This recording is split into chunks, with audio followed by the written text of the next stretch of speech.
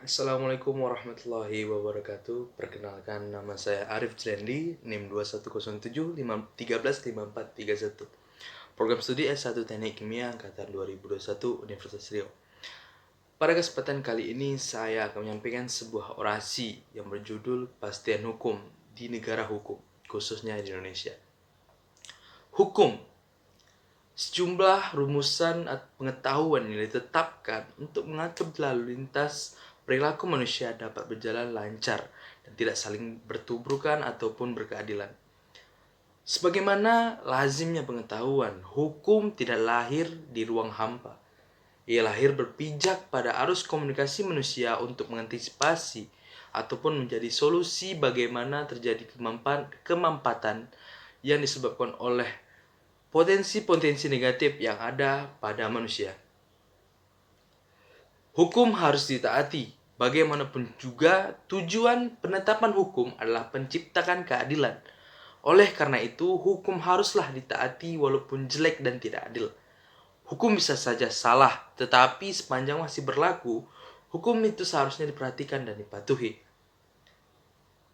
Kita tidak bisa membuat hukum yang dianggap tidak adil. Itu menjadi lebih baik dengan merusak hukum itu. Semua pelanggaran terhadap hukum menjatuhkan penghormatan pada hukum dan aturan itu sendiri. Pemanfaatan hukum perlu diperhatikan dalam pelaksanaan hukum.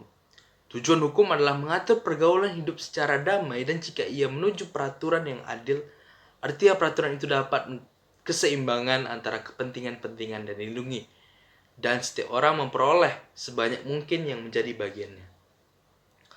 Pasal 1 ayat 3 Undang-Undang Dasar 1945 secara tegas menyatakan bahwa negara Indonesia adalah negara hukum.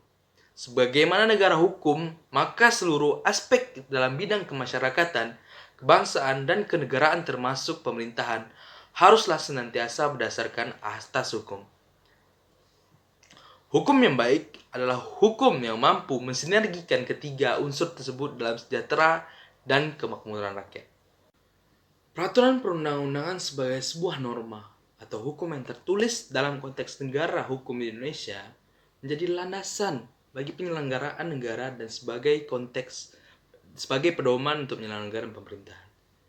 Setiap produk peraturan perundang-undangan haruslah sebagai cerminan dari Pancasila dan Undang-Undang Dasar. Dalam sistem hukum yang berlaku di Indonesia, peraturan perundang-undangan menempati urutan pertama dalam penerapan dan penegakan hukum.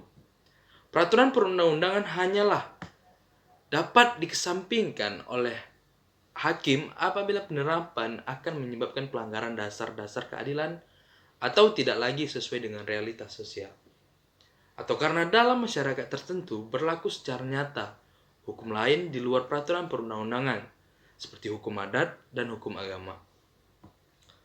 Menurut Vance M. Wantu, hukum tanpa nilai kepastian akan kehilangan makna karena tidak dapat lagi dijadikan pedoman perilaku bagi semua orang. Kepastian hukum diartikan sebagai kejelasan norma sehingga dapat dijadikan pedoman bagi masyarakat yang dikenakan peraturan ini.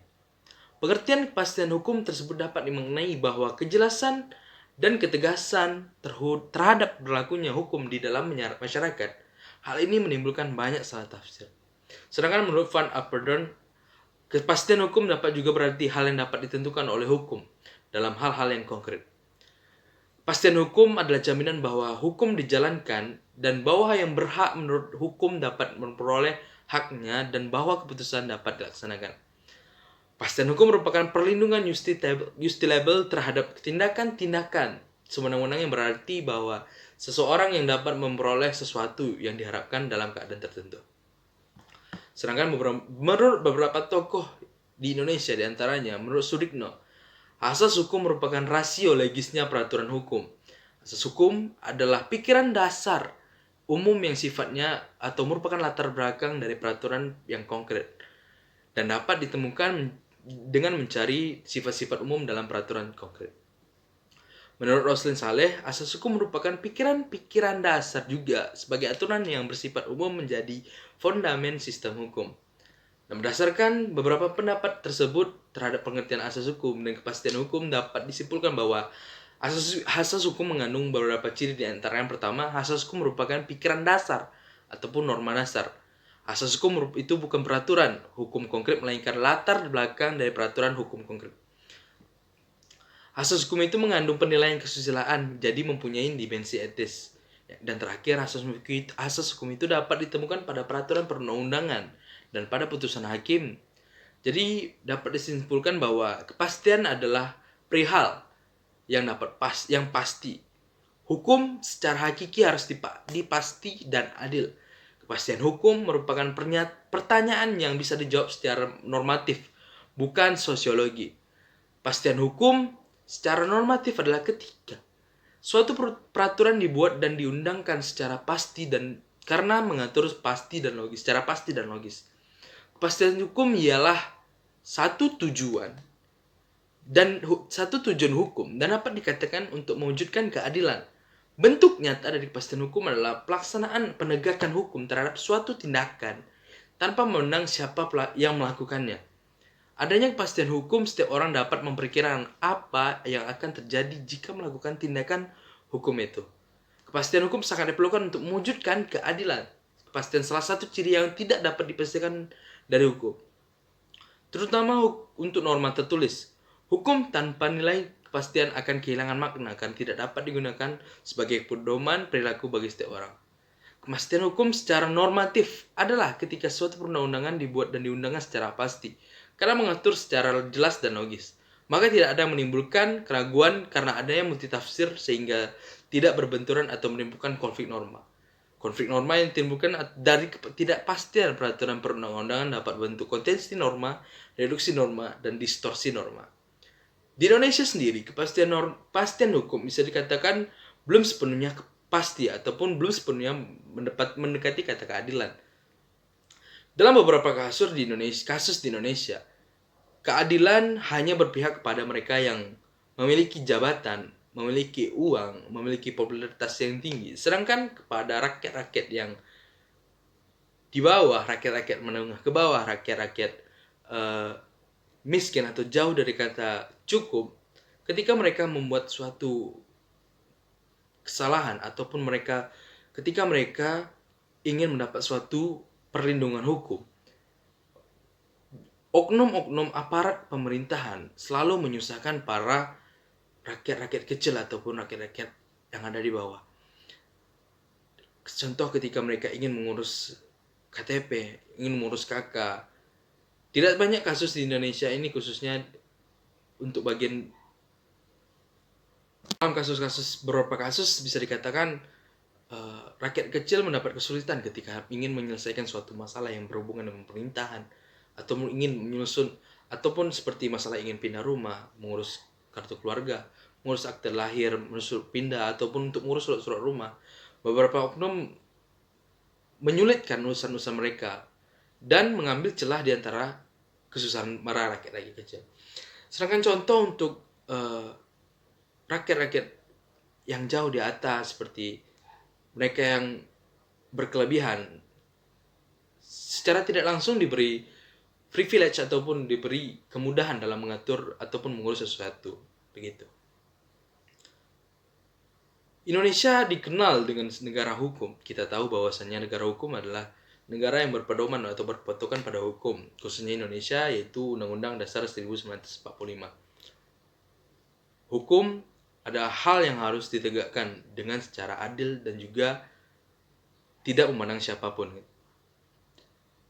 Di Indonesia, kasus-kasus seperti tindakan yang menyusahkan rakyat-rakyat kecil dan juga menguntungkan tidak sedikit yang menguntungkan rakyat-rakyat yang jauh di atas rakyat-rakyat kecil. Contoh salah satu kasus di mana pernah tersebar berita bahwa seorang nenek mencuri kayu bakar dari hutan untuk kebutuhan hidupnya sehari-hari, divonis penjara 5 tahun. Dan seperti yang kita tahu, Indonesia tidak sedikit dengan yang namanya koruptor. Dan kita tahu bahwasannya koruptor tidak mengambil seperti 5 juta ataupun hal dalam jumlah kecil. para koruptor itu mengambil uang negara, merugikan negara, tidak hanya seperti jutaan, puluhan juta, bahkan dalam menyentuh angka triliunan. Para koruptor melakukan itu dengan sangat penuh tidak ada rasa bersalah. Kita tahu bahwasannya di Indonesia memiliki panduan hukum. Namun kita sudah memiliki panduan hukum, tapi penerapan dan pemberlakuan hukum-hukum di Indonesia itu bisa dikatakan belum mendekati kata kepastian. Banyak peraturan-peraturan di Indonesia ini membuat rakyat menjadi multitafsir ataupun rakyat menjadi ragu.